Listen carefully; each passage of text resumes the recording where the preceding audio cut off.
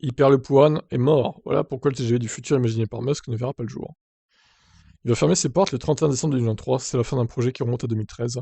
À l'époque, Musk avait publié le document Alpha dans lequel il permettait de transporter des passagers et des marchandises dans des tubes scellés sous vide. Ce TGV ne verra donc jamais le jour. Selon Bloomberg, il y a quelques jours, Hyperloop One s'apprête à mettre la clé sous la porte, anciennement baptisée Virgin Hyperloop, la société étant en train de céder ses derniers actifs et de licencier ses employés. Le cinquième mode de transport tant rêvé par Elon Musk, ce tube qui promettait de relier New York à Washington en seulement 30 minutes ne verra donc pas le jour. C'est un rêve trop impossible pour ce monde. L'idée initiale consistait à faire voyager des humains dans des tubes à une vitesse pouvant atteindre 1200 km/h.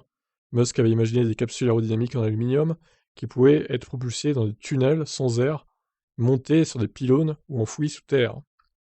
Hyperloop One promettait d'en construire à l'intérieur des villes ou entre elles pour les relier.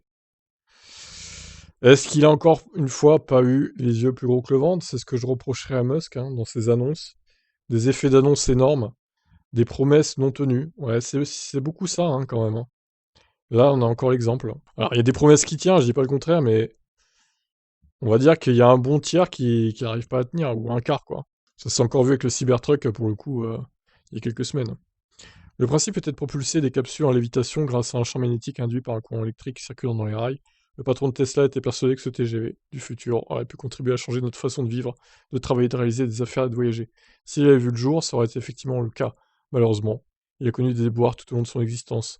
Il y a eu des levées de fonds colossales, certes, notamment avec l'entrée au capital de Richard Branson en 2017, le patron de Virgin, et son ticket de 350 millions d'euros. Mais des déconvenus sont apparus. Le cofondateur Shervin Pishvar a par exemple été contraint de démissionner à la suite d'allégations pour agression sexuelle. Il était accusé par plusieurs femmes, ok, d'accord. Il y a également eu les critiques de Richard Branson au sujet de l'Arabie Saoudite après le meurtre du journaliste Jamal Khashoggi en 2018. Il se trouve que le pays du Golfe était aussi impliqué dans le projet. Le principal héritier, Mohammed bin Salman, a décidé de mettre fin à sa collaboration avec la société Hyperloop One. Quelques mois plus tard, Branson a démissionné de son poste de président, sentant le vent tourner. Ensuite, le Covid a aggravé la situation, Hyperloop One était en perpétuel manque de liquidité. Pourtant, l'entreprise avait tout de même franchi plusieurs étapes. La construction d'une piste d'essai dans le Nevada. Pour tester la sécurité et la faisabilité des technologies, en 2020, le premier et unique test avec des passagers humains avait été réalisé. La nacelle n'avait à l'époque atteint qu'une vitesse de 172 km/h, beaucoup trop loin de la promesse initiale, qui promettait de multiplier cette allure par 7. Le cofondateur de George Jiggle et la directrice de l'expérience passager Sarah Lucian avaient parcouru une distance de 500 mètres. C'est pas énorme quand même, à bord de l'Hyperloop. Ils pourront raconter à leurs enfants qu'ils sont les deux seuls humains à avoir voyagé à bord d'un Hyperloop. Très bien. Bah, bravo à eux. Félicitations.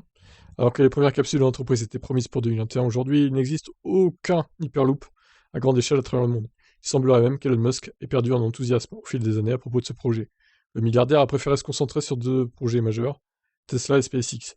C'est pour une compagnie, son entreprise spécialisée dans la construction de tunnels, continue malgré tout de creuser des passages souterrains à Las Vegas, mais ils seront finalement destinés à des humains conduisant des Tesla à 50 km/h, pas au train du futur.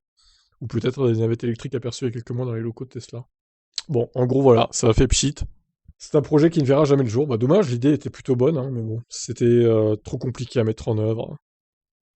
Manque d'argent, manque de liquidité, ouais. Voilà, c'est mort. Alors, peut-être que dans le futur, peut-être que ça sera à nouveau un projet cohérent et réaliste. Qui sait, avec les technologies qui vont s'améliorer encore, on peut pas savoir. Mais bon, pour l'instant, c'est mort. Qu'en pensez-vous?